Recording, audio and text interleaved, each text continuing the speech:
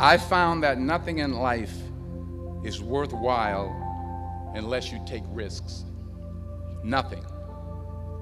Nelson Mandela said, "There is no passion to be found playing small and settling for a life that's less than the one you're capable of living." Now, I'm sure in your experiences in school and applying to college and picking your major and deciding what you want to do with life, I'm sure people have told you to make sure you have something to fall back on. Make sure you got something to fall back on, honey. But I never understood that concept, having something to fall back on. If I'm going to fall, I don't want to fall back on anything except my faith.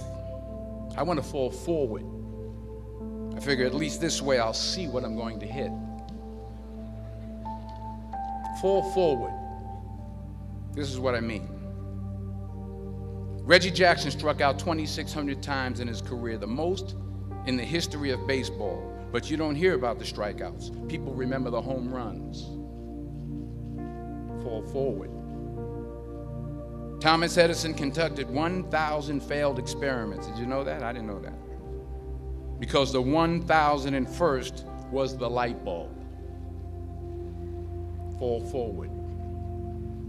Every failed experiment is one step closer to success. You've got to take risks, and I'm sure you've probably heard that before, but I want to talk to you about why that's so important. First, you will fail at some point in your life. Accept it. You will lose. You will embarrass yourself. You will suck at something.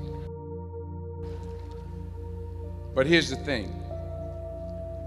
I didn't quit. I didn't fall back. I prayed. I prayed and I prayed. But I continued to fail and fail and fail. But it didn't matter, because you know what? There's an old saying, you hang around the barbershop long enough, sooner or later you're going to get a haircut. But do you have the guts to fail? Here's my second point about failure. If you don't fail, you're not even trying.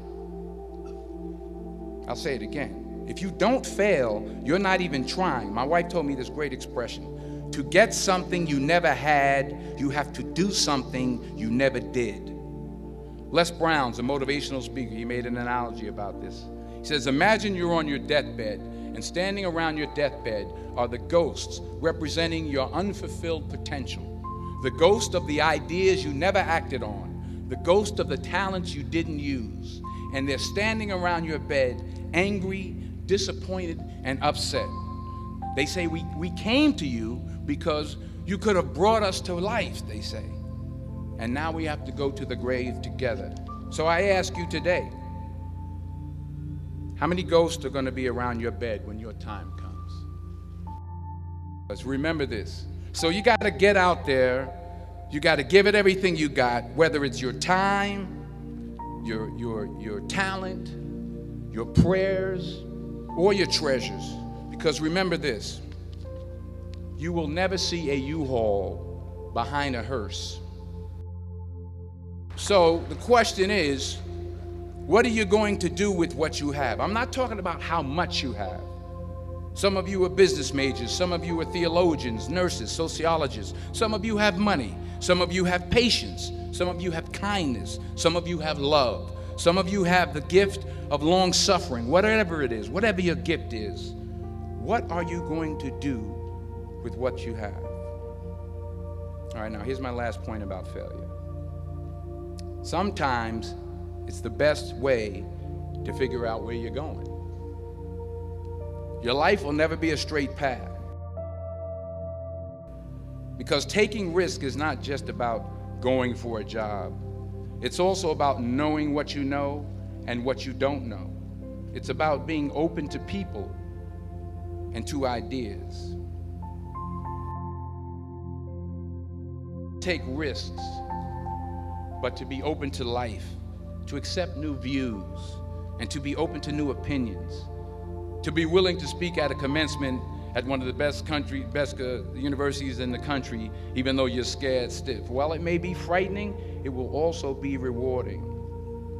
Because the chances you take, the people you meet, the people you love, the faith that you have, that's what's going to define you.